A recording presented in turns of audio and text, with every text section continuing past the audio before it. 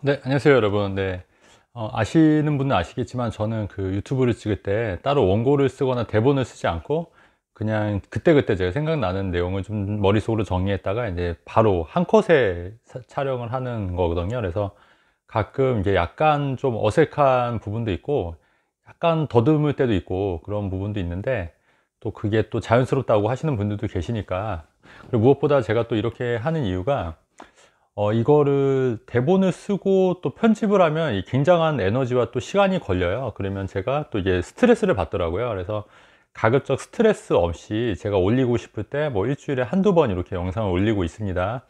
근데도 불구하고 또 많은 분들이 좋아해 주셔서 저도 굉장히 감사하게 생각하고 있다는 말씀을 좀 드리고 싶고요.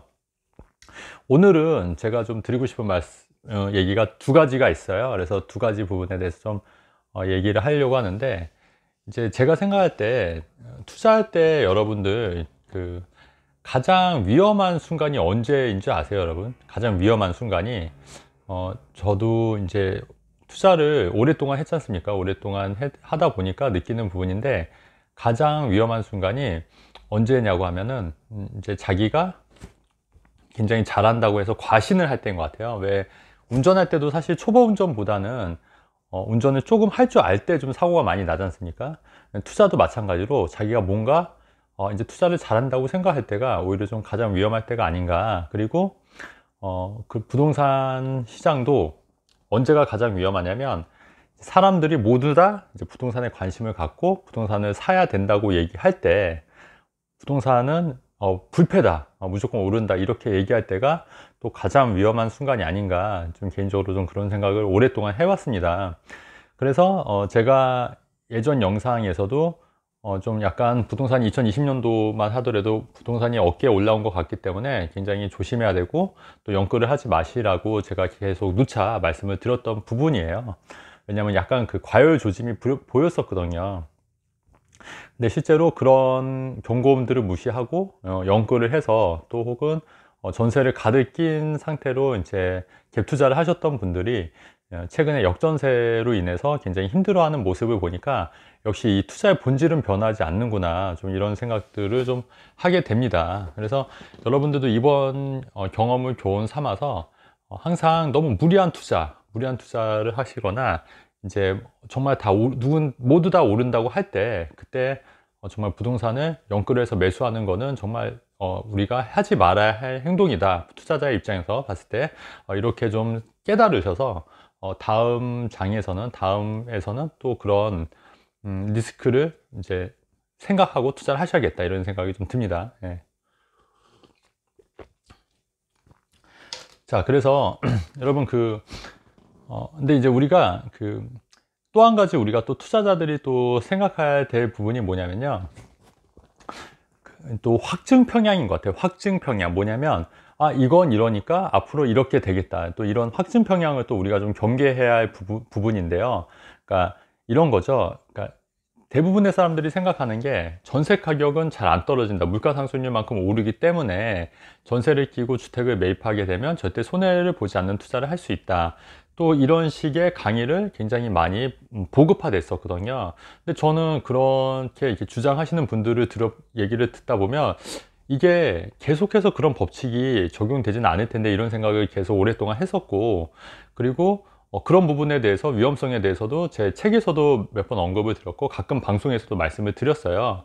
근데 그럼에도 불구하고 전세 가격은 절대 안 떨어지고 물가 상승률이 오르기 때문에 전세 투자, 그러니까 갭 투자를 잘, 입주 물량 이런 걸 잘 분석해서 잘 하면은 절대 실패하지 않는 투자가 될 수 있고, 개수를 굉장히 많이 늘리는 투자가 굉장히 자산을 불릴 수 있다, 이런 식의 강의나 책을 통해서 얘기를 하는 거에 대해서 좀 부정적인 시각을 갖고 있었는데, 아니나 다를까 최근 요즘 같은 시장에서는 전부 다 입지나 이런 거 따지지 않고, 물론 이제 그 입 중에서 뭐 개중에 뭐 좀 덜 떨어지고 더 떨어지는 그런 전세 가격이 있겠지만, 대부분의 전세 가격이 떨어지기 때문에 굉장히 그 주택수를 많이 늘려서 갭 투자를 했던 분들은 굉장히 역전세로 굉장히 힘들어질 수가 있고, 또 실제 힘들어하고 계십니다. 그래서 그런 부분에 대해서 좀 얘기를 하고 싶었거든요. 근데 사실 여러분, 우리 투자자 입장에서는 굉장히 유연한 사고를 해야 된다고 생각을 해요. 유연한 사고. 왜냐면 예외 없는 법칙은 사실 없거든요. 그렇지 않습니까? 이게 예전에 그랬다고 해서 앞으로도 그렇고 미래에도 그렇다고 하는 보장은 없는 거예요. 그렇기 때문에 계속 이렇게 예외라든가 예외 사항이라든가 또 예외적인 부분에 대해서 계속 체크를 하고 사고를 유연하게 해야 되는데, 이제 그 생각이 딱 머리에 박혀 있으면은, 아, 무조건 이게, 전세 가격이 안 떨어지기 때문에 이런 식으로 투자를 해야지 이게 가장 내 자산을 불릴 수 있는 최고의 방법이다. 이렇게 생각하는 거는 확증 평양이고 잘못된 생각일 수도 있다는 얘기예요.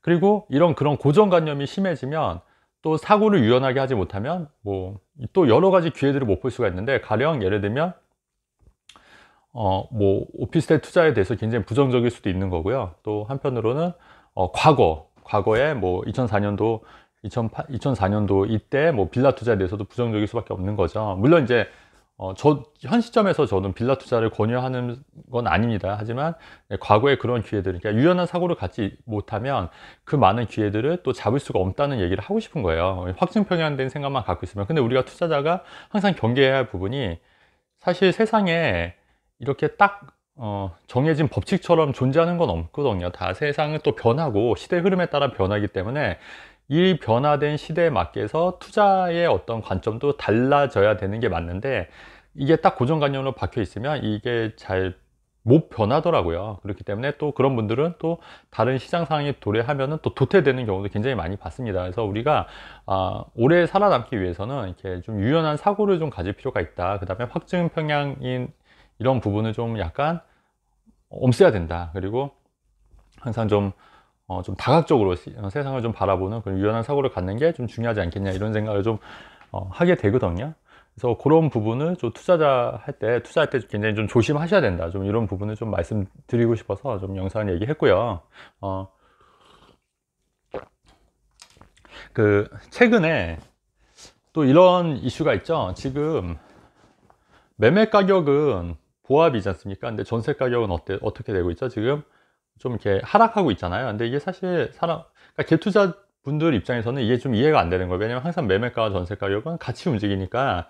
그래서 또 어떤 분들이 이렇게 주장하신 분들이 계시더라고요. 매매 가격이 뭐 바닥을 찍고 약간 보합이 수가 없는 게 전세 가격이 하락하고 있기 때문에 이 전세 가격에 따라서 매매 가격도 같이 떨어질 수 있다. 예, 근데 그 말은 저도 동의합니다. 왜냐면 전세 가격이 떨어지면은 이 전세금을 못 빼주는 이 임대인들이 집을 좀 헐값에 팔 수밖에 없는 경우나 혹시 경매에 넘어가는 경우도 있을 수 있거든요.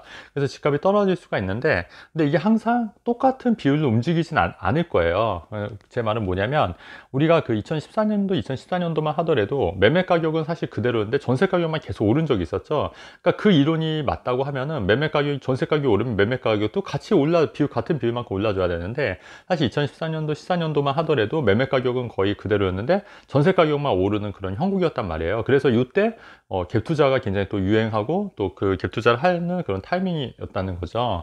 근데 지금은 전세 가격은 떨어지고 있고 매매 가격은 보합인 상태에서 이 가격이 물론 이제 조금 더 떨어질 수도 있지만, 제가 볼 때는 이 집값과 전세 가격은 약간 같이 움직이는 시점이 당장 장기적으로는 그럴 수 있지만 단기적으로는 좀 다르게 움직일 수 있다. 그래서 개인적으로는 전세 가격은 좀 떨어질 수 있지만 저는 매매 가격은 개인적으로 지역마다, 제가 누차 말씀드렸지만 지역마다 다르긴 하겠지만 바닥을 찍은 지역도 있고, 지금 여기서 더 매매 가격이 물론 떨어진 지역도 있을 수 있겠지만 여기서 크게 떨어지진 않을 거라고 보는 거예요.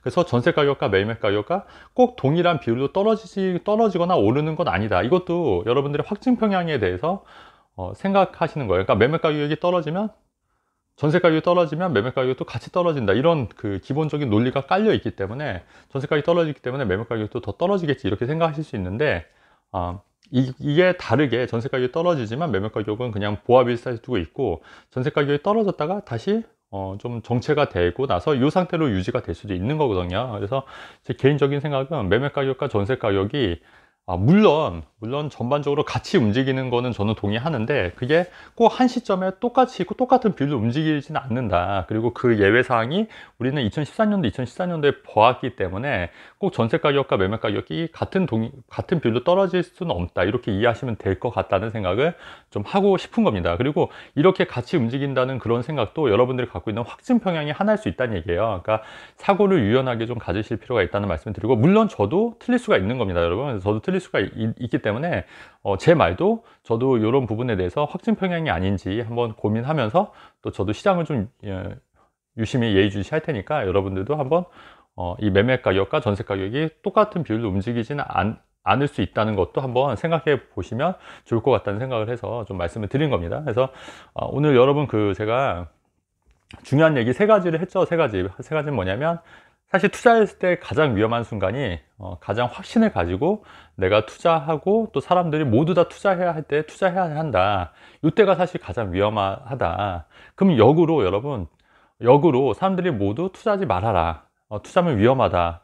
이럴 때 투자하는 게 오히려 전 덜 위험하다고 생각하는 거예요. 덜 위험하다. 그렇다고 하면은 지금 시점은 어떨까요, 여러분? 지금 시점은 사람들이 모두 투자해야 된다 이런 시점이 아니고, 사람들이 다 숨죽이고 투자를 못하고 있는 시점이지 않습니까? 이럴 때는 오히려 조금 용기를 내서 좀 장기적으로 좀 선집한다고 한다면, 이런 시점에서도 한번 투자를 한번 해보는 것도 저는 괜찮다고 생각을 하는 입장인 거예요. 여러분 이해되시죠? 오히려 이럴 때가 오히려 투자할 기에는 적기가 될 수도 있다.